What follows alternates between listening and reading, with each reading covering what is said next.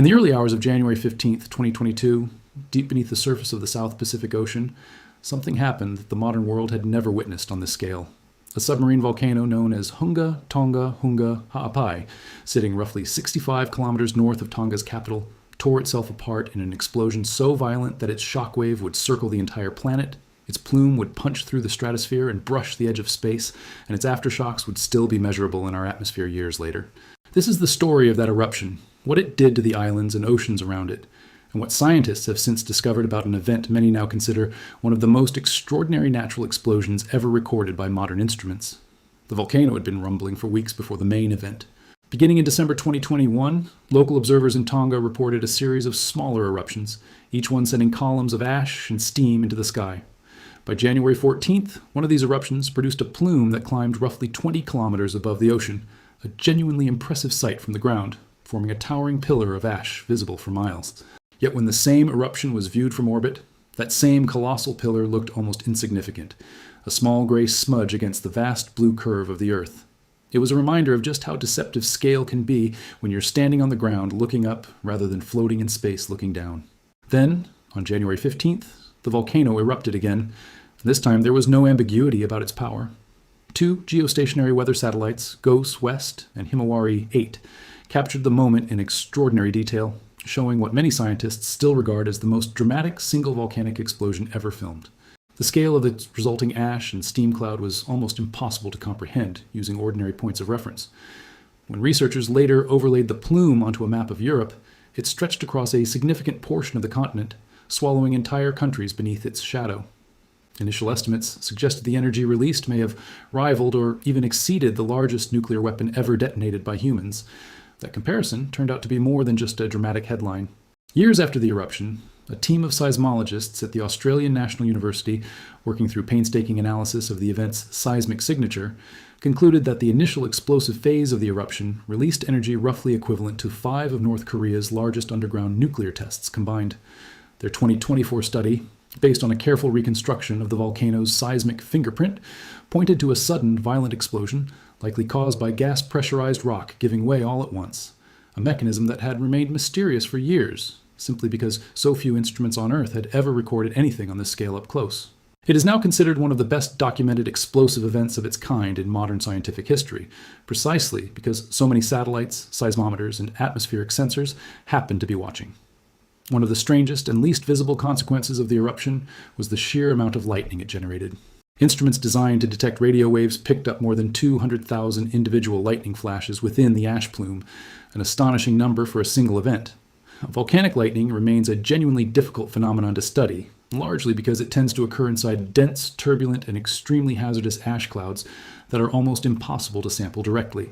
The leading theory is that the violent fragmentation of ash particles, combined with turbulent mixing between ash, ice, and moisture in the atmosphere, builds up enormous static charge differences, similar in principle to an ordinary thunderstorm but supercharged by the sheer energy of the eruption itself. While the volcanic island responsible for all this was uninhabited, the surrounding islands of the Kingdom of Tonga were very much home to real communities, and they bore the brunt of the fallout, quite literally. Satellite images taken before and after the eruption show a dramatic transformation. Islands that had once been vividly green were blanketed in thick gray ash, giving them the appearance of a lifeless, moon-like landscape.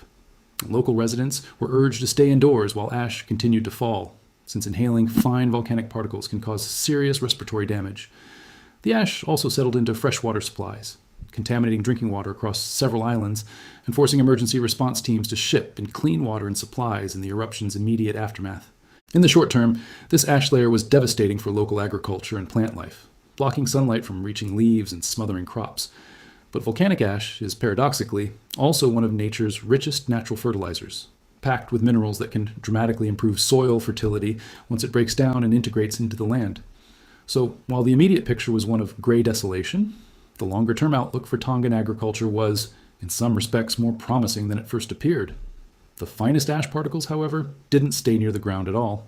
Along with enormous quantities of sulfur dioxide and water vapor, they were blasted directly into the stratosphere, the layer of atmosphere that sits above the weather systems we experience day to day. Under normal circumstances, the troposphere, where our weather happens, and the stratosphere above it don't mix particularly well. Material that makes it into the stratosphere tends to stay there, circulating around the globe for months or even years, gradually being distributed by high-altitude winds until it eventually settles back down. This is where subsequent research has revealed some genuinely surprising findings.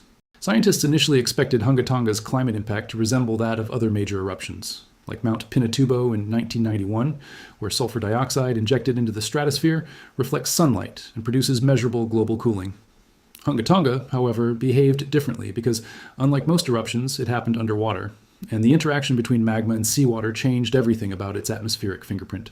Research from teams including the University of Auckland found that the eruption injected an extraordinary and unprecedented amount of water vapor into the stratosphere, more than any eruption observed in the modern satellite era, alongside a comparatively modest amount of sulfur dioxide. That combination created what atmospheric scientists have since described as a dipole response, with water vapor and sulfate aerosols working in opposite directions on the temperature of the stratosphere, producing simultaneous zones of cooling and warming rather than the simple uniform cooling scientists expected from a typical sulfur-rich eruption. Studies published through 2024 and 2025 estimate that this injection of water vapor raised global stratospheric water content by roughly 10%, an increase so large that much of it was still detectable years after the eruption. Researchers monitoring the atmosphere as recently as late 2025 reported that a substantial portion of that excess moisture remained lodged in the upper atmosphere, with some estimates suggesting the anomaly could persist for 4 to 7 years in total, an unusually long atmospheric memory for a single volcanic event. That excess water vapor didn't just affect temperature. It also appears to have triggered chemical reactions that ate away at the ozone layer, particularly over the southern hemisphere. Multiple studies tracking ozone concentrations in the years following the eruption documented measurable depletion in the upper stratosphere that some researchers now estimate could linger for 7 to 10 years before fully resolving. At the same time, teams modeling the eruption's net effect on global temperature found a more nuanced picture than the volcano's cause-cooling rule of thumb usually suggests. In the first year after the eruption, the reflective sunlight blocking effect of the aerosol plume outweighed the warming influence of the water vapor, producing a modest cooling effect concentrated in the southern hemisphere. However, by the end of 2023, researchers found that most of these climate effects had substantially faded, even as the water vapor and ozone anomalies lingered on for years afterward in the background of our atmosphere. Not everything about the eruption's atmospheric behavior was subtle or slow-moving, though.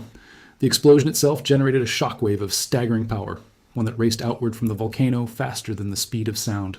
This pressure wave shows up most dramatically in infrared satellite imagery, since infrared sensors are especially good at picking up the tiny shifts in atmospheric temperature that accompany a pressure wave as it passes. Footage of the shock wave, sweeping past an island roughly 65 kilometers from the eruption site, gives some sense of its sheer scale, and it's remarkable that no one nearby suffered ruptured eardrums given the intensity of the pressure change. What residents did experience, in some cases, was windows being blown out of buildings by the force of the wave passing overhead. The shockwave didn't stop at Tonga's shores. Instruments around the world detected it circling the entire globe, with some analyses suggesting it looped the planet at least 4 times before finally dissipating. In the United States, the wave wasn't audible to the human ear, but weather stations recorded distinct fluctuations in atmospheric pressure as it swept across the country. Elsewhere, in places as distant as New Zealand, Australia, and even Alaska, people reported actually hearing the boom of the explosion, an extraordinary testament to just how much energy was unleashed in that single moment beneath the Pacific. Ordinarily, underwater volcanic eruptions don't tend to generate large tsunamis, since the mechanisms that typically produce them, like a sudden shift of the seafloor during an earthquake, aren't usually present in a volcanic explosion. Hunga Tonga was an exception. The sheer speed and violence of the blast, combined with the sudden displacement of huge volumes of water and the coupling of the atmospheric shock wave with the ocean surface, was enough to generate a tsunami that reached coastlines across the Pacific, and remarkably, was detected in ocean data as far away as the Caribbean. Research published shortly after the eruption modeled how this tsunami formed and propagated, describing it as a transoceanic event driven jointly by the underwater explosion and by the atmospheric pressure wave interacting with the sea surface as it traveled. Tragically, the tsunami and the eruption together caused several deaths in Tonga and destroyed homes along the coast, even though the wave itself wasn't especially large by the standards of the most destructive tsunamis in history. As word spread that a tsunami was possible, authorities in several Pacific nations moved boats and ships out to open water, a standard precaution since vessels are generally safer facing an incoming wave in deep water than they are moored in a harbor where the wave's energy becomes concentrated and its height increases dramatically as it approaches shore. Footage from that day shows waves that look genuinely massive as they approach the coastline, an effect of the wave's energy compressing as the ocean floor rises, even though those same waves would have looked comparatively modest out in open water. Beyond the human and environmental toll, the eruption also permanently altered the geography of the region. And this is where the story becomes particularly interesting from a planetary science perspective. The island of Hunga Tonga. Hunga Ha'apai itself was remarkably young, geologically speaking, having only formed in its more complete shape around 2014. The volcano sits directly on the boundary between the Pacific and Indo-Australian tectonic plates, one of the most volcanically active regions on the planet. Before 2014, the area consisted of two separate, mostly submerged islands, with a caldera around 150 meters below sea level sitting between them. An eruption that year filled much of that gap with fresh volcanic material, effectively merging the two islands into one. That process of island formation, followed by rapid erosion, made Hunga Tonga a genuinely unique natural laboratory, and NASA took notice. Researchers recognized that studying how quickly and in what pattern a freshly formed volcanic island erodes when surrounded by ocean water could offer valuable insight into ancient volcanic landforms on Mars, many of which show geological evidence of having once been surrounded by water billions of years ago. Scientists tracked the erosion of the island closely in the years after 2014 and found that its loosely packed volcanic ash was, at first, washed away rapidly by wave action, much like a sandcastle being worn down by an incoming tide. But after roughly 6 months, something changed. The ash had begun chemically reacting with seawater, cementing itself into a much harder, more erosion-resistant rock. Had volcanic activity simply stopped there, Hunga Tonga-Hunga Ha'apai likely would have remained a stable island for many years, offering geologists a rare slow-motion glimpse into how a volcanic landform matures over time, and by extension, offering planetary scientists a comparison point for evaluating just how Earth-like certain Martian volcanic terrains might once have been. Instead, the catastrophic January 2022 eruption undid nearly a decade of that gradual land building in a matter of hours. The force of the explosion tore the island apart, splitting what had been a single connected landmass back into two separate islands, with the caldera between them dropping back below sea level, essentially reversing 8 years of geological history in one violent event. It's a striking illustration of how quickly a landscape shaped by volcanic and oceanic forces can be rebuilt and destroyed. And it gives scientists an unusually well-documented before and after case study of exactly how a young volcanic island responds to a truly major eruption. The volcano itself, meanwhile, is far larger than its modest island footprint suggests. Because most of it lies underwater, the small patch of land visible above the waves represents only a tiny fraction of the entire structure. Measured from the surrounding seafloor to its summit, Hunga Tonga-Hunga Ha'apai would rank as a genuinely towering mountain, roughly 2,000 meters in height, if the ocean around it were ever drained away. It's a useful reminder that many of the most dramatic geological features on our planet are hidden almost entirely beneath the sea. Hunga Tonga wasn't an isolated event either. The same volcanic arc running through Tonga has continued to show activity in the years since.